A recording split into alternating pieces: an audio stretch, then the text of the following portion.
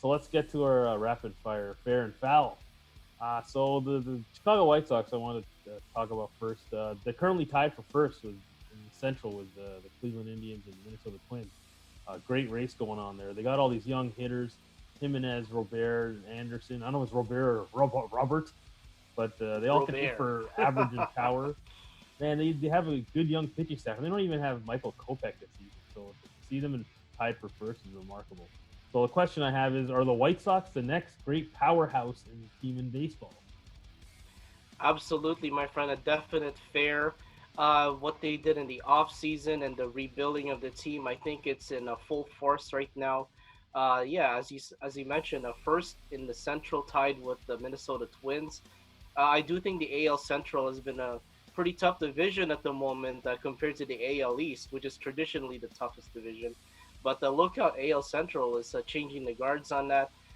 The White Sox, they rank first in the league in hits, OPS, and slugging.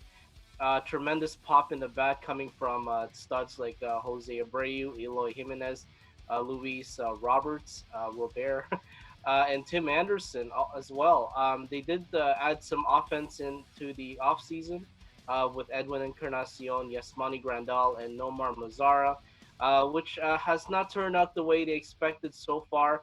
But the other young studs in the team are picking up the load. So incredible job by the White Sox management there. Yeah, that's going to be an awesome race. Another race I didn't think I'd see involves the Toronto Blue Jays right now. They're after these recent games, they're a half game back of the Yankees for second, and they're currently in a wild card spot. They've been playing great since Bo Bichette went down, which is kind of weird because I thought they would have taken a spiral since to me he's the leader of the team. But biggest difference right now has been Vlad. I mean, he July 30th he was batting 172.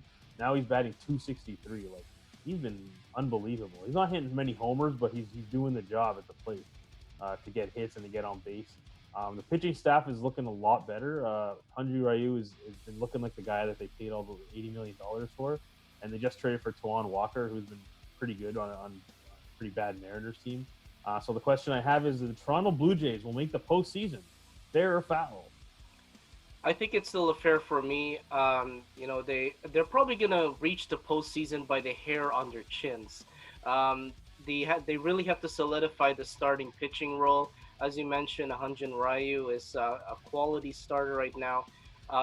The other casting characters has to be solidified. Unfortunately, there were some injuries to the starting rotation. Nate Pearson and Trent Thornton. Hopefully, they'll come back stronger to make a playoff run for the Blue Jays. Vladdy started off slow in the season, but he's picking it up a little bit. So all he needs to do is just refocus and re-energize, go back to the fundamentals, which is what he's doing right now. I do think that like all the hype has passed him. It was instilled in him from the get go, but I think it's passe right now. So definitely, Vladdy working hard to get back on track. The bullpen also has to play shutdown baseball each and every time, as much as they're overworked all the time. So the pitching staff has to be solidified there. Yeah, I even noticed Vlad's lost some weight. Actually, he looks a little slimmer. Guess he's going on Miraculously. that Buffalo Bison's diet. So the Milwaukee Brewers closer Josh Hader hasn't allowed a run all season. Sorry, he hasn't allowed a run. He hasn't allowed any hits either.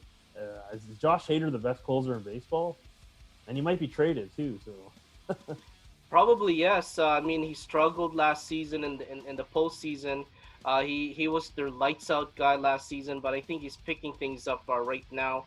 Uh, you're right. Like he could be traded in the very near future, but I do think that he is one of the best closest right now.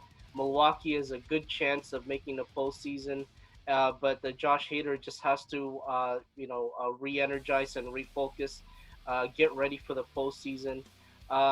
He's got a great arm. He's still very young, so definitely there's an opportunity there for the Brewers.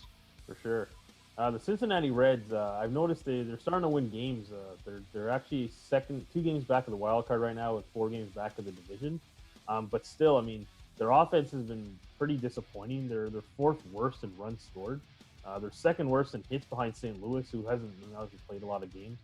But they're the worst team batting average. They're just above the Mendoza line. I can't believe this when I looked at their lineup to start the season. They have one of the best lineups on paper in baseball. So the question I have is: the Cincinnati Reds the biggest disappointment in baseball?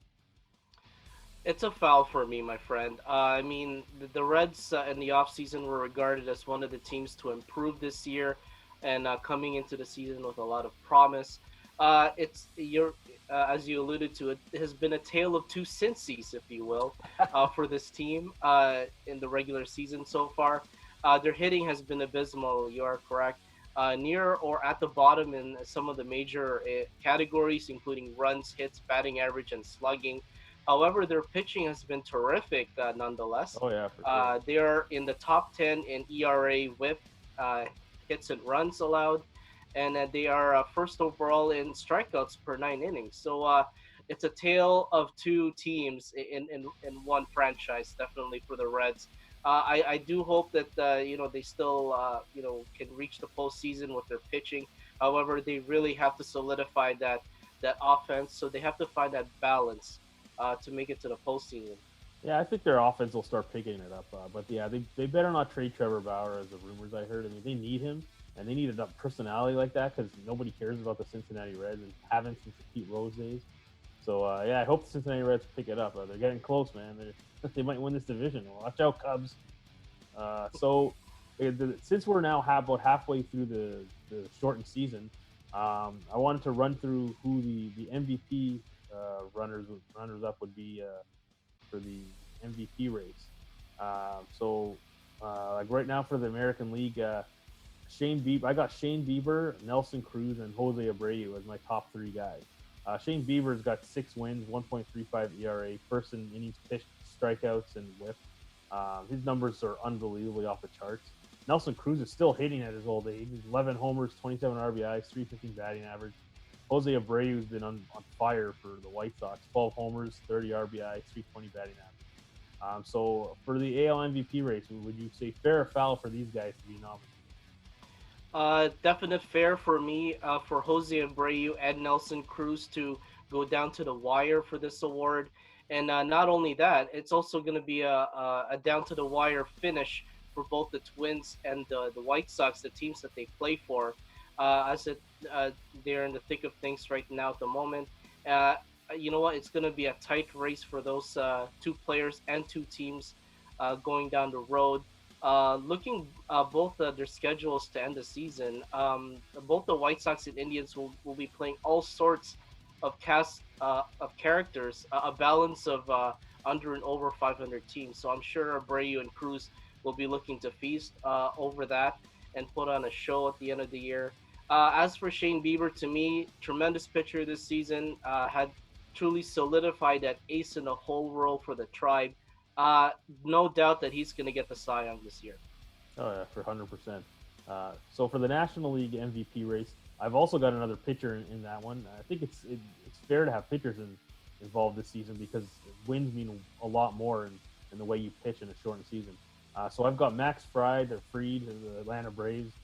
He's got 5 wins, a 1.35 ERA, and he allowed 0 home runs. That's incredible, um, especially in this day and age in baseball. The other one, obviously, I got is Fernando Tatis Jr. He's got 13 homers, 30 RBIs, 6 stolen bases, 300 batting average, 654 slugging. I mean, you can swap him with Manny Machado or even add him to this if you want. Their numbers are pretty close. And the third guy I got is Charlie Blackman.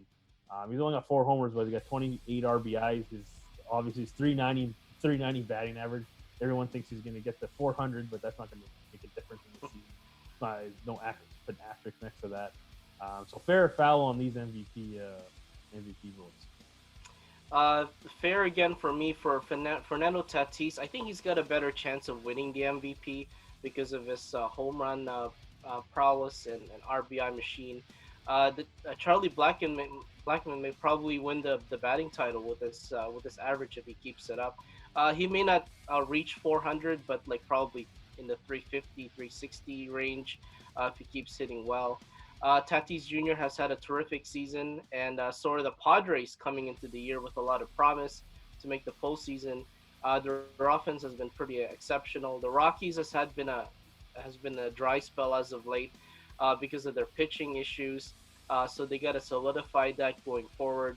The remaining schedule look more favorable for the Padres compared to the Rockies. Actually, the Padres' last three remaining series of the year will be against teams under 500, while the Rockies will be facing the Dodgers 7 times in September. Ugh, So they're gonna have a bit of a ride going through. For Max Fried, tremendous young kid. He's picking up the slack from the injured Mike Soroka, so he is the ace now going forward, and I do think that he's got a chance to win the Cy Young. 100%. I'm going to throw you a curveball here. So the New York Yankees, with all their injuries and their struggles, and the Blue Jays catching up to them, will the New York Yankees make the postseason? It's looking very doubtful right now because of their injury woes, Giancarlo Stanton and Aaron Judge. It's been there was still a lot of hope for the Yankees coming into the year. They had everything going on. Pitching wise with Garrett Cole and their tremendous offense. But it's looking very bleak right now, so it could be a shocker that they may not even reach the postseason. They're on a losing streak right now, so they really need to have Stanton and Judge back very badly, and they also need to re-solidify that pitching. Cole's been winning games, but he's been allowing tons of homers. Uh, he doesn't. He's not pitching based on the contract they gave him right now. So that's another struggle for them, and they got to get him going Jacob Degrom type mode. But yeah, it'd be interesting to see if Absolutely. the Yankees make the postseason. Oh well, they might. MLB might not get their Yankees Dodgers World Series that they've been trying to orchestrate for years. Oh, that's too bad, MLB.